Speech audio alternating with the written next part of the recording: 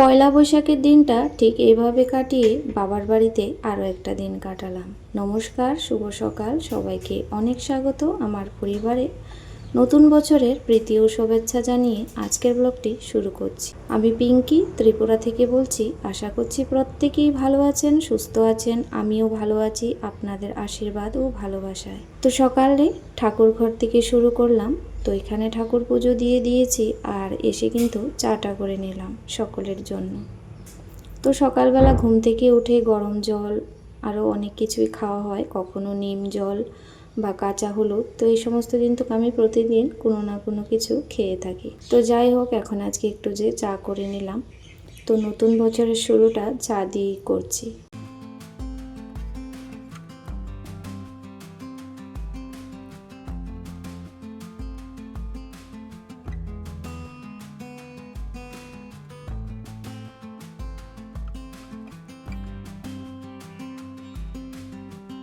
তো সকালবেলা ঠাকুর পুজো দিয়ে এসে কিন্তু ওইদিকে আমাদের মন্দিরটা দেখা যাচ্ছে, কালী মায়ের মন্দির। তো এখানে গিয়ে ধূপ মোমবাতি জ্বালিয়ে মাকে একটু প্রণাম করে এসেছি, যেহেতু বছরের প্রথম দিন বলে কথা। আর প্রত্যেকেই কিন্তু ঘুম থেকে উঠেই স্নান ধান করে এসে মন্দিরে ভোগ ধূপ কাঠি মোমবাতি দিয়ে প্রণাম করে যাচ্ছে, মানে খুবই জমজমাট। আর আমি যখন গিয়েছিলাম অতটা লোকজন ছিল না। তো নতুন বছর মানে ঠাকুরের কৃপা নিয়ে কিন্তু আমরা সবাই শুরু করতে চাই। তো যাই হোক, ওইদিকে চাটা খেয়ে ওই যে দই পেতেছিলাম, ওই দই দিয়ে কিন্তু আজকেও চিড়ে মুড়ি খাচ্ছি। তো দই দিয়ে খেতে এভাবে ভালোই লাগে আমার। না খালি দই খেয়ে না জমে না বেশি একটা, ওই মুড়ি চিড়ে এসব দিয়ে কিন্তু ভালো লাগে। তাই সবাইকে দিলাম, তারপর কিন্তু আমিও খেয়েছি। আর বেশ অনেকটা সময় রান্না বান্না করতে হবে। তো ওইদিকে মাছ মাংস ধুয়ে সমস্ত কিছু তৈরি করে কিন্তু রান্না চাপিয়েছি। তো এখানে রান্না করছি হচ্ছে মাছের ঝোল, সাথে হবে মাটন, আর সাথে কিন্তু আগে কুমড়ো ভাজাটা করে নিয়েছিলাম। তো আজকের দিনে কুমড়ো ভাজা নাকি খেতে হয়। তো আমাদের এখানে নিয়ম, মানে কুমড়ো ভাজাটা যেহেতু মানে সোনার মতো ধরা হয়, মানে সোনার দাম যেরকম আকাশ ছোঁয়া হয়, মানে সোনাটা ভালো, সেই রকম কিন্তু কুমড়োটাও শুভ আজকের দিনে খেতে হয়। তো যাই হোক, কুমড়ো ভাজা কয়েক পিস করেছি, কারণ বেশি রান্না করলে খাওয়া হবে না। আর বাচ্চারা বিশেষ করে মাংস হলে কিন্তু আর কিছু খেতে চায় না। তো ওইদিকে মাটনটাকে একটু ভালো করে মাখিয়ে রাখছি, আর সাথে তো অন্য মশলা থাকবেই। আর ওইদিকে কিন্তু মাছের ঝোলটাও হয়ে যাচ্ছে। তারপর কুকারে একটু ডাল আর একটু চাটনিও করে নেব, তাড়াতাড়ি সাথে গ্যাসও বাঁচাতে হবে, এরকম চিন্তাধারা করে কিন্তু এখন সকলেরই রান্নাবান্না করতে হয়।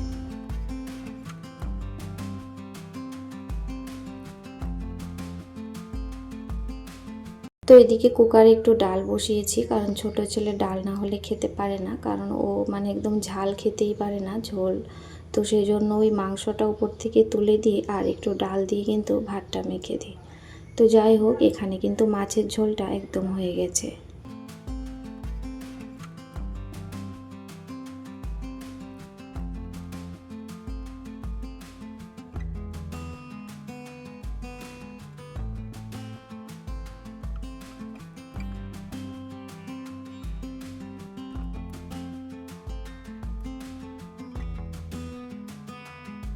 তো তারপর এখানে হচ্ছে মাটনটা বসিয়ে দেব, সেই জন্য সমস্ত মশলা দিয়ে আস্তে আস্তে করে কষিয়ে নিচ্ছি। তো জিরে ধনেটা এখন দিয়ে দিলাম, আগে থেকে ভিজিয়ে রেখেছিলাম। আর সাথে কিন্তু একটু মৌরি বেটে নিচ্ছি। তো মাংসের মধ্যে, যে কোনো মাংসের মধ্যে জিরেটার পরিমাণ একটু কম দিয়ে মৌরিটা বেটে দিলে খেতে খুব ভালো হয়। আর এখানে কিন্তু আমি গোলমরিচটা আগে বেটে নিয়েছি। তো গোলমরিচটা বেটে নিয়ে দিয়ে দিলাম, তারপর কিন্তু মুড়িটা বাটবো, কারণ একে একে মশলাগুলো দেব, না হলে একসাথে দিলে অনেক সময় কিন্তু গন্ধটা থাকে না। তো গোলমরিচটা দিয়েই রান্নাটা করলে গোলমরিচের স্বাদটা কিন্তু শুরু থেকে পাওয়া যাবে, মানে মাংসর মধ্যে ঢুকে যাবে। তো তারপর এখানে কিন্তু মুড়ি বাটাটাও দিয়েছি অনেকটা সময় পর। তো যেহেতু মাটন বেশ সময় নিয়ে কিন্তু রান্না করতে হয়, মানে প্রায় 1 ঘন্টা, মানে 1 ঘন্টা না, প্রায় 1 ঘন্টা 15-20 মিনিট মতো কিন্তু হালকা আঁচে আমি রান্নাটা করেছি ঢাকা দিয়ে দিয়ে। তো সেই জন্য কুকারে সিটি দিতে হয়নি। তো ওইদিকে ডালটাও ফোড়ন দিয়ে তারপর কিন্তু টমেটোর চাটনি, মানে পাতলা করে যেটা গুড় দিয়ে টকের মতো হয়, সেইভাবেই করব।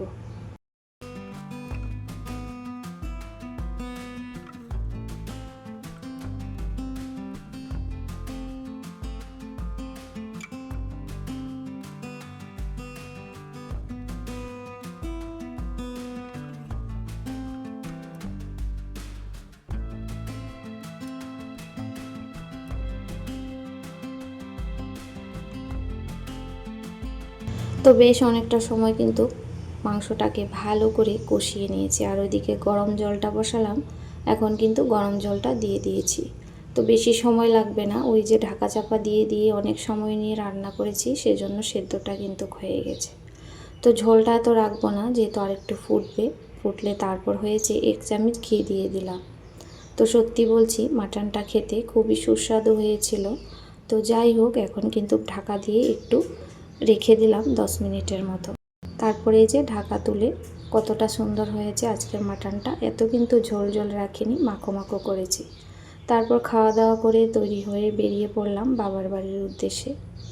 তো ঘুরে আসার পর থেকে বাবা বারবার ফোন করছে মাও আসার জন্য।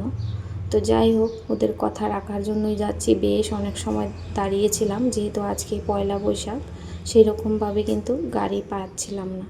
তো যাই হোক, ঠাকুরের কৃপায় একটা মারুতি কার পেয়েছি, তো ওটার মধ্যে কিন্তু চড়ে পড়েছি। তো ডাইরেক্ট একবারে বাবার বাড়ির সামনে কিন্তু নেমে পড়লাম।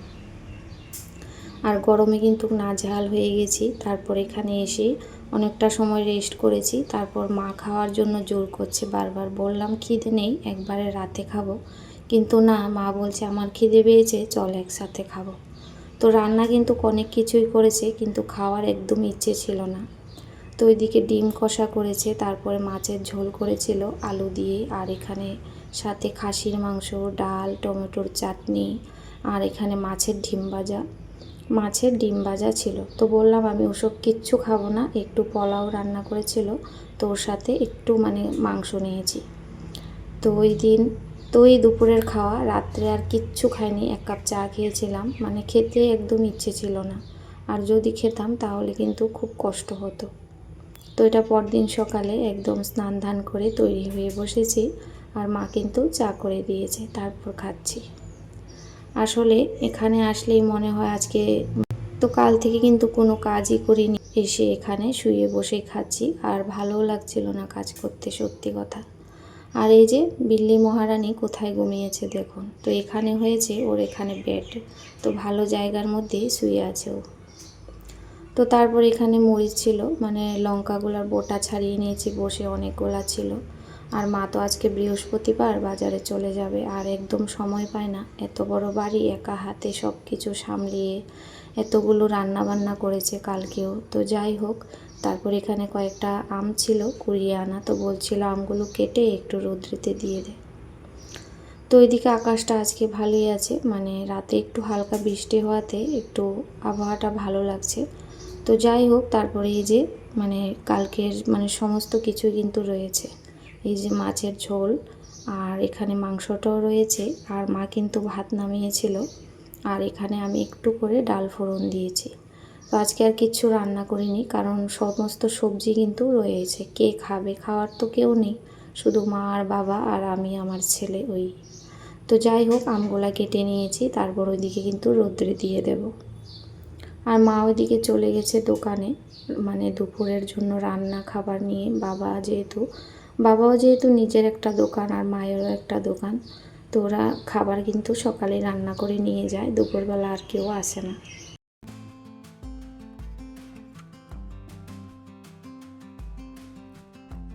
তো এই যে ফুল গাছটা আমারও কিন্তু ছাদে আছে, দেখতে পেয়েছেন। তো এখান থেকে কিন্তু মা দিয়েছিল, তারপর লাগিয়েছিলাম।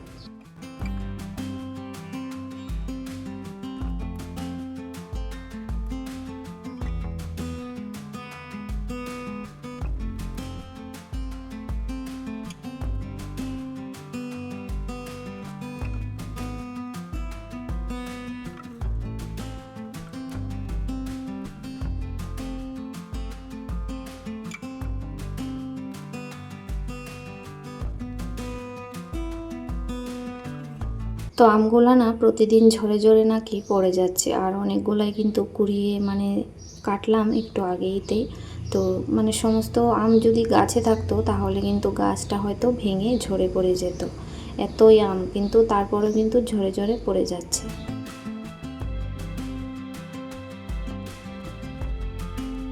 তো চারিদিকে সমস্ত এগুলা কিন্তু চারা গাছের আম। তো চারা গাছের আমগুলো না বেশ ভালো হয়, পোকা হয় না।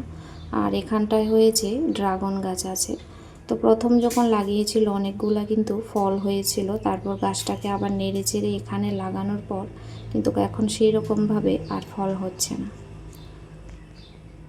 তো অনেকগুলি কিন্তু আম পড়েছে, আর হাওয়া একটু বাতাস আসলেই পরে আরও বেশি করে পড়ে যায়। তো মা ওইদিকে হচ্ছে মানে বাজারে তো চলে গেলে বললামই। তারপর এখানে আমি গরুর যে ঘরের মধ্যে গোবরটা ছিল সেটা ফেলে দিয়েছি পরিষ্কার করে, আর এখন গরুটাকে কিন্তু জল খাইয়েছি, মানে গরম জল রান্না করে গিয়েছে মানে সমস্ত কিছু দিয়ে, তো ওইগুলা কিন্তু ওকে দিয়েছি। তো ওকে হয়েছে মাঠের মধ্যে এখন রেখে আসবো, ঘাস খাবে। এখন যেহেতু বৃষ্টি হয়েছে ভালো কিন্তু ঘাস হয়েছে, তো মাই করে যায় প্রতিদিন, তো আমি আছি বলে এখন কিন্তু এই কাজটা করে নিচ্ছি। আর আমাদের গ্রামের মধ্যে মেয়েরা না আমরা সব কিছুই পারি, মানে ভালোও লাগে করতে সব কাজ বিশেষ করে। আর গাছটার মধ্যে না খুব লেবু হয়েছে, এটাই দেখাচ্ছিলাম। গ্রামের বাড়ি থাকলে কত কিছু যে সবজিপাতি থাকে কি বলবো। এই যে গাছের মধ্যে সজনে আছে, মানে মাঝে মাঝে যখন আমাদের ঘরে সবজি থাকে না এখান থেকে কিন্তু নিয়ে খাওয়া যায়, কিন্তু খাওয়ারও তো লোক নেই সেরকম। তো যাই হোক, গাইটাকে এখন এই যে মাঠে খোঁটা দিয়ে দিলাম, না দিলে তো এদিক ওদিক চলে যাবে, তারপর কিন্তু খুঁজে পাওয়া যায় না। তো সেই জন্য এখানে ঘরের কাছেই দিয়ে রাখি, তাহলে সুবিধেও হয় আর ঘর থেকে কিন্তু দেখাও যায়।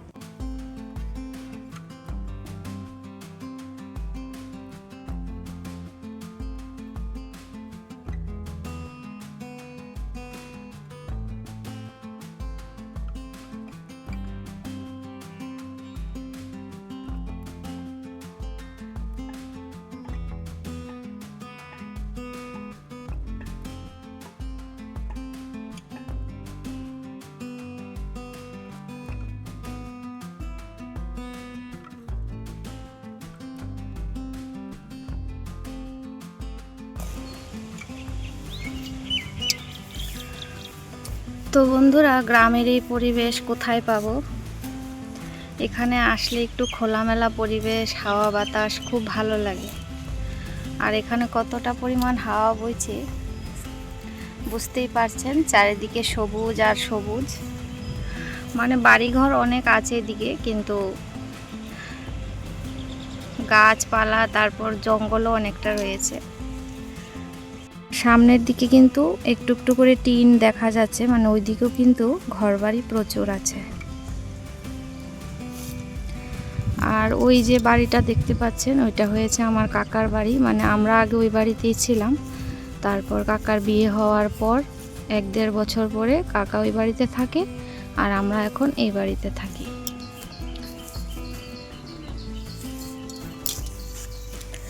তো প্রচুর এদিকে মানে জঙ্গল বলতে পারেন, গাছপালা, তারপর সাথে কিন্তু ঘরবাড়িও আছে, মানে ওই পাশে প্রচুর ঘরবাড়ি আছে।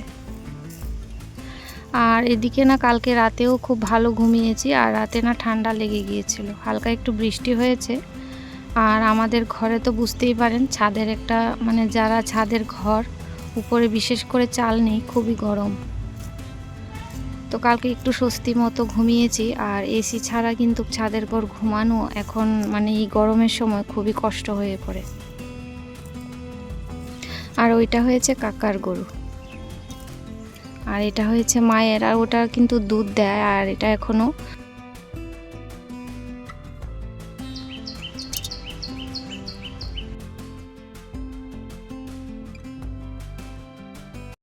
তো যাই হোক প্রিয় বন্ধুরা, আজকের মতো ভিডিওটি এখানে শেষ করছি। আগামী দিন আবারও আসবো নতুন আরেকটি ব্লগের সাথে। তো এখানে হচ্ছে ছেলেকে একটু পোলাওটা গরম করে দিচ্ছি, ও নাকি মাংস দিয়ে খাবে।